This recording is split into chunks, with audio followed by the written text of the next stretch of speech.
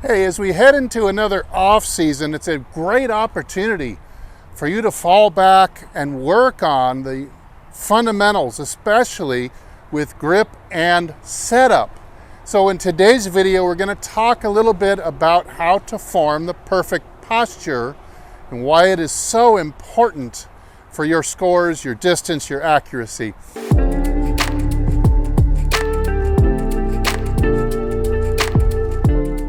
Hey, this is Steve with HitItLonger.com. For more content like this, hit like and subscribe. So one of the biggest differences between pros you see on TV and the typical amateur like you might be watching is the way that golfers set and maintain their posture.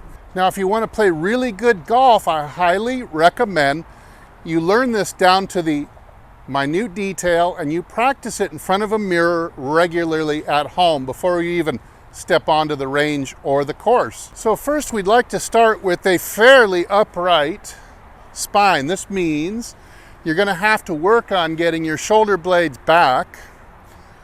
Your neck will have to be retracted just a little bit.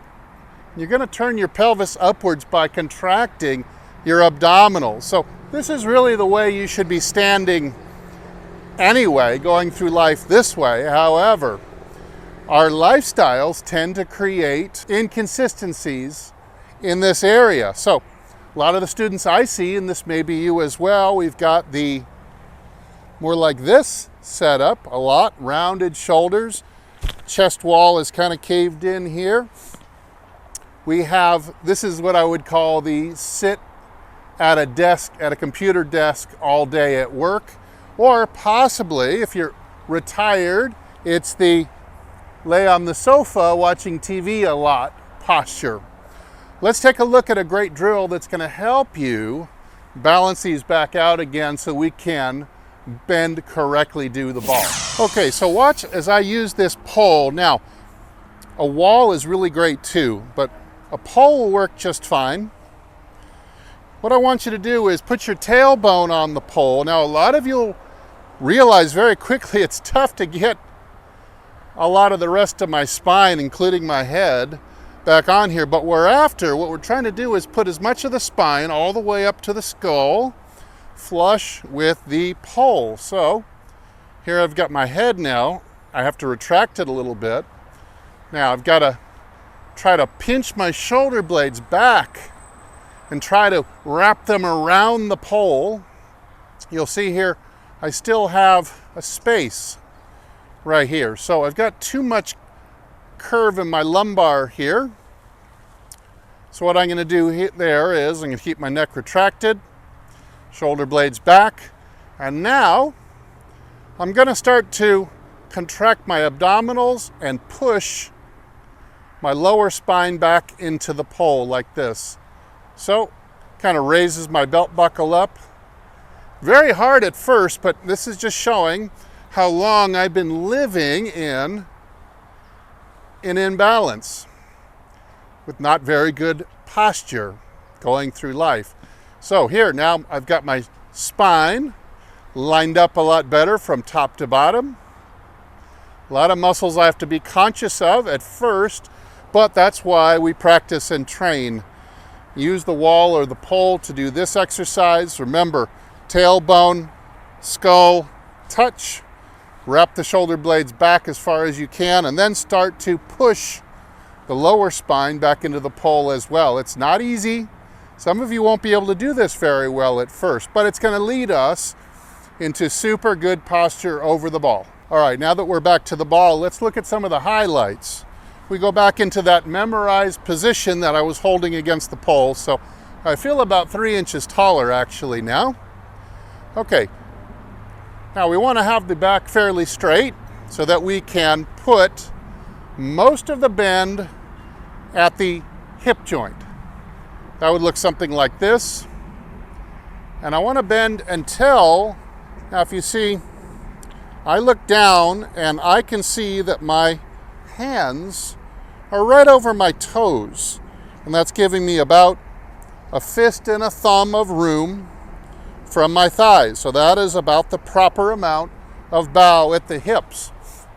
I recommend that you use very little flex at the knees. Don't have them locked, but the more excessive your knees are bent, the taller your torso is going to have to get in order to make up the difference getting down to the ball. You see, if I were to bend my knees a lot and bend at 30 degrees, all of a sudden the club is way down here. It doesn't sit right.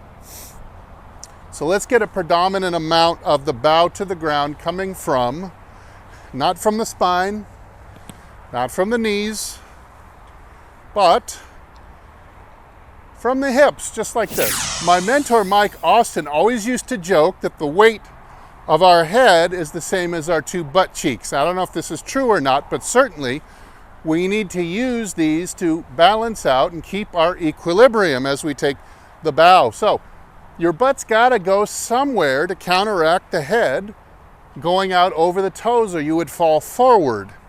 So as I stand tall, you notice I've got a little space off the chair. You can do this too at home with a wall or a chair.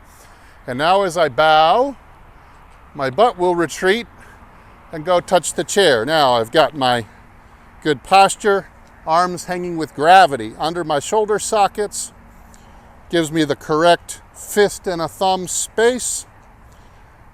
And I try to hold this for about 5 to 10 seconds, stand up, hold it again for about 5 to 10 seconds, just to memorize until you don't have to think so much about it anymore. You can just fall into the correct posture. Now, it's always a great idea, and I recommend you do this, is to practice your posture in front of a full-length mirror.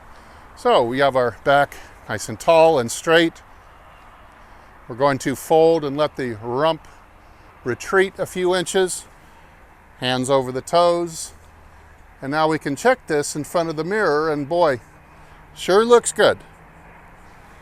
I would do this at least once a week, if not more. Now, once you've practiced this in front of a mirror a lot, you have measured twice to cut once. In other words, you have paid attention to fine detail. You're ready to go to the range. And now that you've done this a bunch of times, it should take a minimal amount of effort. So I remember my pole position here. I was standing against the pole, bowing to about 30 degrees at the hips, minimal amount of knee flex, and get ready to go.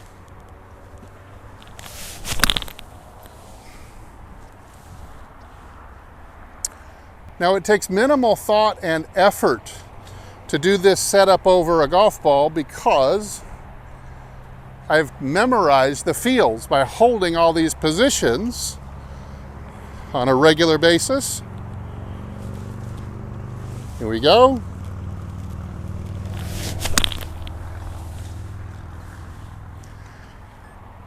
If you're going to maintain good posture going through the ball, a good start is to get there in the first place. Establish good posture and angles at the beginning before you start to swing. Then later on we can start working on the motions we need in order to maintain that 30-degree bow that we started with. Hey, work on all these drills at home this coming off season. Going to help you work on that pivot after this, and hopefully it's going to lead you to some really good golf coming up next year. Hey, thanks for watching. I'm Steve. Head over to my website, hititlonger.com, for more great videos, articles, and great products that I endorse. If I don't see you in the next video, I hope to see you longer and straighter down the fairway. Everybody take good care.